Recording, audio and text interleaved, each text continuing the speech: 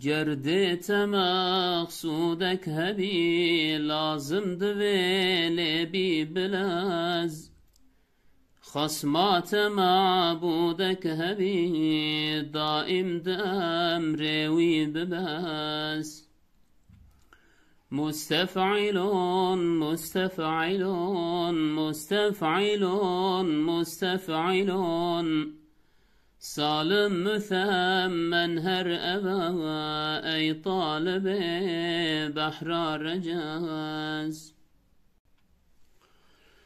هاتم أتيت آتي تموي هات أتا إتي ورا أعطيت من باخذ بقر ارجع بقر اذهب هرا اجعل بقر اسحق بهر اضرب بقات انظر بنير اقرأ بخون اعلم بزان ايمان بمعنى باورا مصر بلد باشار او درهم دراف ارمش حرير ما نحسخي سائل رجو كارو شفاعة مهدرا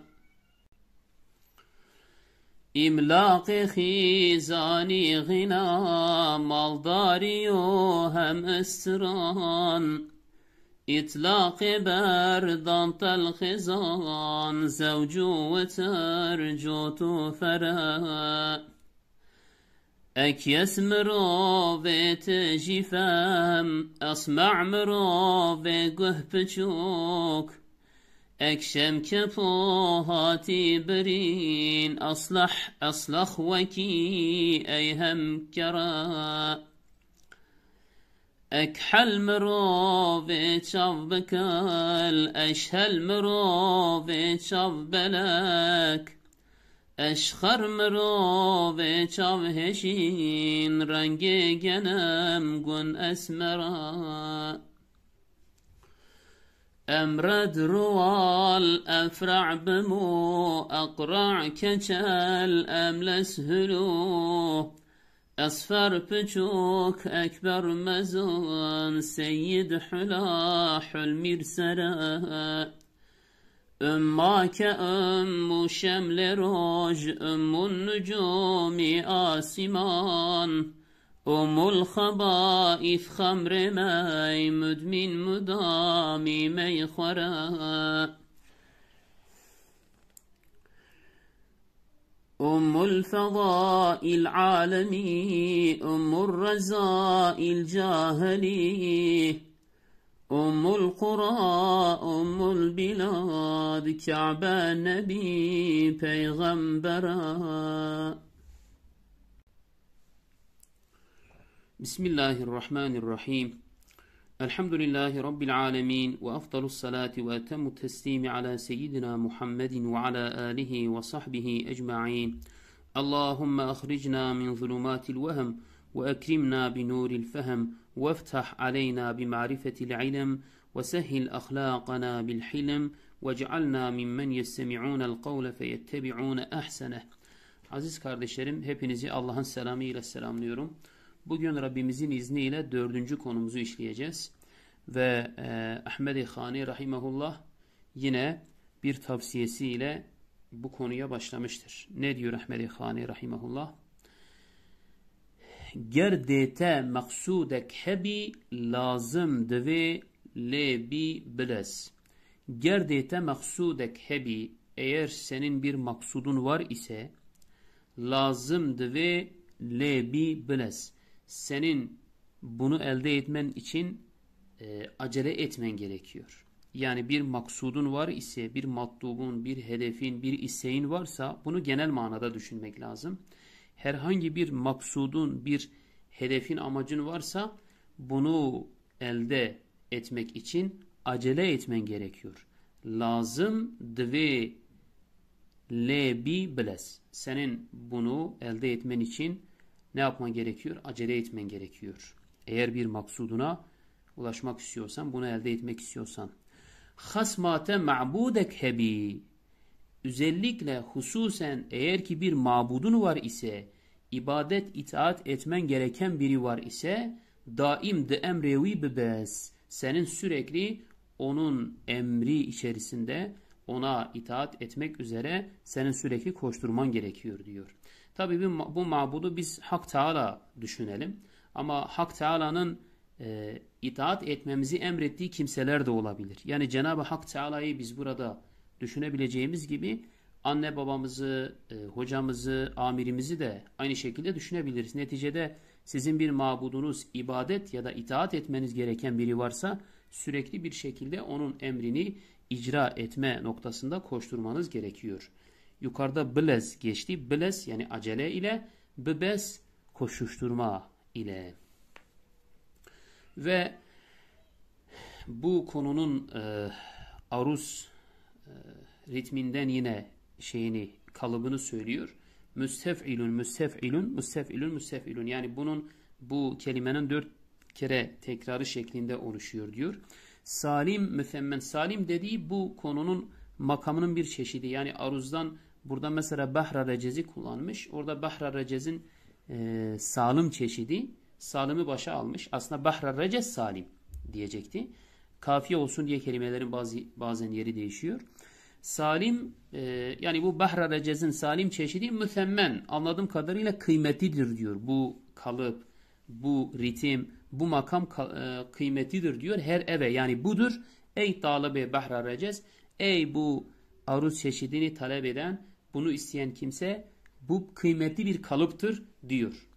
Ve direkt sözlü kısmına geçiş yapıyoruz.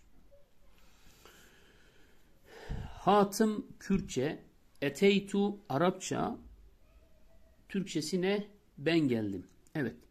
Geldim Türkçe dedik. Eteytu Arapça, hatım Kürtçe.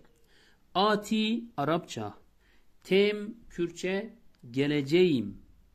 Geliyorum. Evet, geliyorum Türkçe. Vihat bu Kürtçe, eta Arapça, geldi Türkçe. İti Arapça, vere Kürtçe, gel Türkçe. Yani burada ne yaptı? Bir fiilin kaç kalıbını verdi? Evet 4 kalıbını verdi. Bakınız bir eteytu. Birincisi eteytu. Ben geldim. Kürtçesi hatım. İkincisi ati ismi fail yani bu kalıbın ismi faili. Tem geliyorum. Ati fiili mudari pardon fiili mudari. Ati geliyorum geleceğim. Kürtçesi yine temdir. Eta yine fiili madi.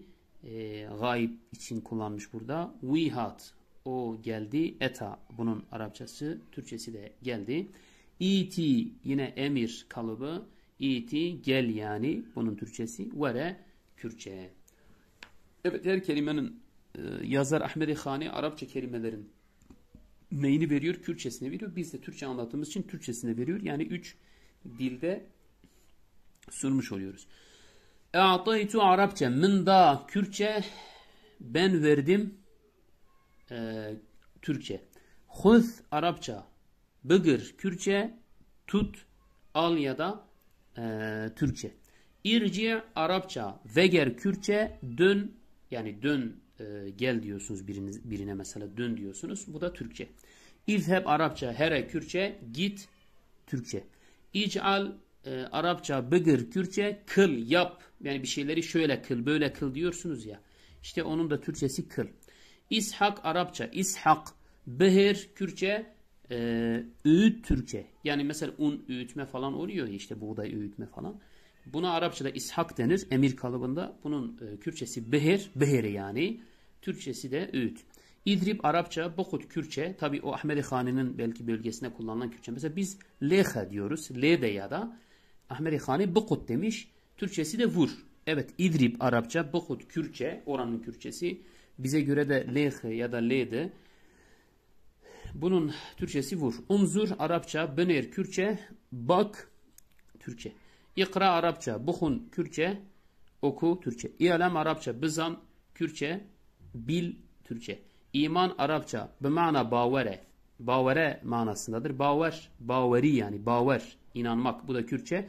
İnanmak da dediğim gibi Türkçe. Mısru beled, ikisi de Arapça. Bajarın diyor, ikisi de bajardır. Bajar Kürtçe, şehir Türkçe. Ev bu kalıp için kullanmış. Dirhem Arapça biliyorsunuz. Draf Kürtçe, Türkçesine gümüş para. Ermuş Kürtçe, burada Kürtçe yönü almış. Harir Arapça, Türkçesine ipek. Maneh Arapça, sehi Kürtçe. Tamam. Bunun Türkçesi nedir? Cömert. Sail Arapça, rıcokar yani bu da Kürtçe ya da rıcakar vesaire denebilir. Biraz farklılık olabilir. Rıcokar. Bunun Türkçesi nedir? Dilenen kişi, dilenci yani. Şefaat Arapça bir kelime. Mehdere Kürtçe, mehder yani. Mehder Kürtçe. Bunun Türkçesi nedir? Yani Türkçe'de de aslında bunun Türkçe'de de şefaat etmek, şefaat olarak kullanılıyor. Ya da işte kayırma, ama kayırma tabii Türkçe'de olumsuz bir manaya, torpil anlamına geldiği için biz yine Türkçesi de şefaat dileyelim. Şefaat Arapça, mehder Kürtçe, bunun Türkçesi yine şefaat. İmlak, evet kardeşlerim, imlak-ı Arapça, hizani Kürtçe, bunun Türkçesi yoksulluk diyelim. Yani Türkçe'de aslında fakirlik deniyor. Kürtçe'de de fakiri deniyor ama orijinali yani Arapça imlak olan kelimenin karşılığı Türkçe'de Kürtçe'de hizani, Türkçe'de de yoksulluk. Gina, aziz kardeşlerim, kelimeye dikkat edelim. Gina Arapça, maldariyu deyip devam edecek de maldari Türkçesi zenginlik. Bu eğer ki gina şeklinde okursak ama buraya bir hemze eklersek bu kelimenin sonuna ginaun, ginaen, gina yani hemze ile okursak o zaman gina olur. O zaman gina zenginlikte de bak devamında söylemiş, demiş hem ısıran yani gina Arapça, ısıran ya da sıtran Kürtçe, bunun Türkçesi de türkü şarkı şeklinde olur eğer hemze ile okursak. İtlak-ı berdan demiş. İtlak Arapça, berdan Kürtçe, bunun Türkçesi bırakmak ya da boşamak şeklinde diyebilirsiniz. Dalk Arapça, zan Kürtçe, Türkçesi doğma ya da doğurma. Mesela özellikle zan demiş de Kürtçesinde biz buna zayin diyoruz. Mesela bir hayvanın doğum yapması, doğurması yani. Bunda Arapçada talk, doğma diyelim. Bunun Kürtçesi zan demiş, Türkçesi de doğma. Zevcu vıtır, ikisi Arapça. Kürtçeleri zevcun karşılığı jot demiş. Vıtrınki ise fere demiş. Bunun Türkçesi nedir? Çift tek. Evet, Arapçada zevç diyorsunuz. Kürtçede jot, Türkçede çift. Arapçada vıtır diyorsunuz. Kürtçede fer diyorsunuz. Bunun Türkçesi tek diyorsunuz. Ekyes, aziz kardeşlerim, Arapça. Mro ve teci fehem. Evet.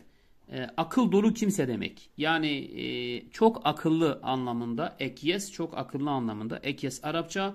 Mro ve teci fehem Kürtçe. Bunun Türkçesi ise keskin zekalı, sivri zekalı, akıllı kimse şeklinde diyebilirsiniz. Esma yine Arapça kelime kardeşlerim. Mro ve gohpuçuk. Kürtçe gohpuçuk denir esma. Bunun Türkçesi ise kulağı küçük. Evet, kulağı küçük olan insana Arapçada esma, Kürtçede gohpuçuk diyoruz. Türkçede zaten söyledik. Ama bunun mesela hayvanlar üzerinden hatırlıyorum, kulağı küçük olan hayvanlara biz ger diyorduk. Gur diyorduk. Gur. Kulağı küçük. Hayvanlar için öyle ama insanlar için Arapçası esma, Kürtçesi gohpuçuk, Türkçesi kulağı küçük. Ekşem Arapça kepo hati brin Kürtçe, bunun Türkçesine kulağı kesik. Tabi bu kepo Kürtçe o bölgede kepo burnuna denmiş. Mesela biz boz diyoruz. Boz hati brin yani burnu kesik olan kimseye Arapçada ekşem, Kürtçede kepo hati brin, Türkçesi burnu kesik. Aslah Arapça veki eyhem, onun gibidir eyhem. Eyhem de Arapça. Bunun Kürtçesi nedir? Gere, Türkçesi ise sağır. Evet, sağır olana Arapçada aslah, Kürtçede ger denir. Ekhal Arapça mru ve çavbıkıl, Kürtçe çavbıkıl yani. O mru ve biraz da kafiye tamamlamak için kullanıyor da kişi anlamında. Çavbıkıl Kürtçe, Türkçesi ise Gözü sürmeli. Evet, gözü sürmeli olan kimseye Arapçada ekhal, Kürtçe'de çavbıkıl. Eşhel Arapça, mürü ve çavbelek. Çavbelek Kürtçe. Bunun Türkçesi nedir? Evet. Çavbelek yani siyah yeşil karışımı gözünde hem siyah olan hem yeşillik olan zannedersem. Evet değerli kardeşlerim, yani normalde biz Kürtçe'de çavbelek dediğiniz zaman aslında siyah beyaz karışımı, yani gözlerinde hem siyah hem beyaz olan çavbelek olarak kullanıyor ama bu kullandığı kelime, yani Ahmed-i Hane'nin kullanmış olduğu eşhel kelimesine biz Arapça sözlükte baktığımızda siyah beyaz değil de siyah yeşil karışımına sahip bir göze sahip kimseye eşhel deniyor. Kürtçe'de de Ahmed-i Hani buna karşılık çavbelek demiş. Yani gözünde hem siyah hem yeşillik olan, yeşil renk olan. Eşkar yine Arapça bir kelime kardeşlerim. Mürov ve çavheşin yeşil gözlü demiş. Mürov yine kişi anlamında, çavheşin yeşil gözlü. Türkçesini zaten söyledik. Rengi genemgun. Aziz kardeşlerim, genemgun Kürtçe. Genimgun'u burada öne almış. Genimgun Kürtçe. Tabi rengi yani bu renk anlamında. Rengi genimgun. O gun da aslında renk anlamındadır. Genim ise buğday. Genimgun Kürtçe, esmere Arapça. Mesela Arapça esmer diyorsunuz. Kürtçe genimgun diyorsunuz. Bunun Türkçesi buğday tenli. Buğday renkli. Öyle diyelim yani. Yani ten rengi buğdayı anımsatan kimseye Kürtçe'de genimgun denir. Arapçada esmer denir. Emret ruval demiş aziz kardeşlerim. Emret Arapça, ruval Kürtçe. Bunun Türkçesi nedir? Tüysüz ya da köse diyebilirsiniz. Yani yüzünde sakalı olmayan kimseye denir. Efra Arapça, bemu Kürtçe. Türkçesi tüylü ya da kıllı diyebilirsiniz. Ekra Arapça, keçel Kürtçe. Türkçesi ise kel diyelim. Ya kafasında saç olmayan kimseye Türkçe'de ne denir? Kel denir. Bunda Arapça ekra, Kürtçe keçel. Emles Arapça, hülü Kürtçe. Bunun Türkçesi ne? Pürüzsüz. Pürüzsüz. Yani teninde pürüz olmayan, böyle dümdüz pürüzsüz yere ya da kişiye emles denir Arapça olarak. Kürtçe'de de hülü, pürüzsüz yani. Eshar Arapça, küçük Kürtçe. Türkçesi küçük. Ekber Arapça, mezin Kürtçe. Türkçesi büyük. Seyyid Arapça seyyid. Bunun 3 tane karşılığını vermiş. Hulal, hulul, hulaluhul, hulahul, mirsere. Evet, zannedersem öyle. Seyyid Arapça, hulahul Kürtçe, mir yine Kürtçe, sere yine Kürtçe. Bunların Türkçesi nedir? Baş, başkan, lider, tamam. Kavmin büyüğü mesela, onda buna karşın Arapçada seyyid denirken Türkçede de hulahul ya da mir mesela, yani emir, amir anlamında. Ser yine başı çeken, başkan, lider anlamında. Öyle. Arapça kardeşlerim. Makeh Kürtçe. Bunun Türkçesi nedir? Ana. Tabi Türkçesi ana demiş, Kürtçesine makeh demiş. O bölge tabi. Normalde Kürtçe'de ne denir? İşte dayık denir. D denir mesela. Dayı denir. Yani dolayısıyla o bölgenin Kürtçesinde mageh, anaya mageh denmiş. Bunun Arapçası zaten nedir? Ömdür. Ümmü şemil Arapça bir kelime. Künye şeklinde diyebilirsiniz. Roj Kürtçe. Bunun Türkçesi nedir? Gün ya da gündüz ya da güneş diyebilirsiniz. Tamam. Roj yani. Roj. Biz bunu Kürtçe'de aslında roj dediğimiz zaman gündüz anlamında kullanıyorsunuz. Mesela roj anlamında kullanıyoruz. Ya da güneş anlamında da kullanabiliriz. Ümmü şemil aslında güneşin, zannedersem güneşin ya da dünyanın künyesi şeklinde diyebilirsiniz. Evet. Dünya yani yeryüzüne Ümmü şemil, bunun Kürtçesi roj diyoruz. Evet. Dünya yani dünyaya roj diyelim. Evet. Yani Ümmü şemil Arapça, bunun Kürtçesi roj, Türkçesi de güneş diyebiliriz. Zannedersem öyle. Evet. Ummun nucum yine Arapça bir kelime. Asiman Kürtçe. Bunun Türkçesi nedir? Gökyüzü. Gök semalara, Kürtçe'de asiman, Arapça'da ummun nucum, yani yıldızların anası anlamında, yıldızları içinde barındıran tabakalara ummun nucum, Kürtçe asiman, Türkçe gökyüzü, gök sema. Ummul habaif, Arapça bir kelime. Tabi Arapça bir kelime, bunun anlamı yine çirkinliklerin, pisliklerin anası anlamına gelir. Bunun Arapça, evet, Ummul habaif, Arapça hamır, Ummul habaif, hamır, meye, iki kelime kullanmış Arapça. Ummul habaif Arapça, hamır yine Arapça, mey Kürtçe. Mey Kürtçe. Evet, burada iki tane Arapça kullanmış, bir Kürtçe. Mey Kürtçe. Bunun Türkçesi ne? İçki, şarap yani. İçki, şarap denir. Tabi hamır Arapça aslında öyle desek daha uygun olur. Hamır Arapça, mey Kürtçe, Türkçesi içki ya da şarap diyelim. Bunun aynı zamanda toplu halde deyimleşmiş haline umul habaif, kötülüklerin anası. Müdmin aziz kardeşlerim, müdmin, evet, müdmin Arapça, müdami yine müdmin, müdami. Evet, müdmin, müdami. Bu ikisi de şey mi? Bu ikisi evet, bu ikisi Arapça öyle diyelim. Bu ikisi Arapça müdmin, müdami. Bunun Kürtçesi meyhare, bunun Türkçesi ise alkolik. Bağımlı, yani içki bağımlısına Arapçada müdmin, müdami.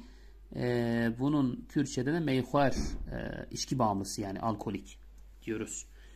Değerli kardeşlerim, tabi dediğim gibi bazı kelimeler sizin yaşadığınız bölgelerde, yani Kürt kardeşlerimiz için söylüyorum, kullanılmıyor olabilir ama Kürtçe dili çok zengin ve geniş bir dil olduğu için sizde kullanılmasa bile başka bölgelerde kullanılmıştır. Eskiden kullanmıştır. Farklı yörelerde kullanılıyordur. O yüzden bunu bir zenginlik bilip bu kelimeleri de hafızamıza yerleştirelim inşallah. Ümmül fedail, Arapça alemi, Kürtçe, bunun Türkçesi nedir? Alim olmak, alimlik yani. Evet, alim olmak hani üstün bir şey. Onun için buna genel üst başlık olarak Ümmül fedail denmiş. Ümmül fedail, yani faziletlerin, güzelliklerin anası anlamında bir kelime Arapça kullanmış. Buna Kürtçe alemi denmiş. Türkçe'de de alim olmak. Ümmül rezail, bunun karşıtı zıddı, yani rezillerin, çirkinliklerin, kötülüklerin anası Arapça bir kelime. Bunun Kürtçesine cahili demiş. Türkçe'de de cahillik yani. Cahillik, cahil kalmak, kötülüklerin anası anlamında Ümmül rezail denmiş. Ümmül kura kelimesi, Ümmül bilad kelimesi, bu ikisi de Arapçadır. Ümmül kura mesela köylerin anası, Ümmül bilad şehirlerin anası anlamında Arapça. Bunun Kürtçesine Kabe denmiş. Türkçe'de de Kabe, Beytullah yani. Beytullah'a, Kabe'ye Araplar Ümmül Kur'an, Kur'an-ı Kerim'de de bunlar kullanmış. Ümmül bilad.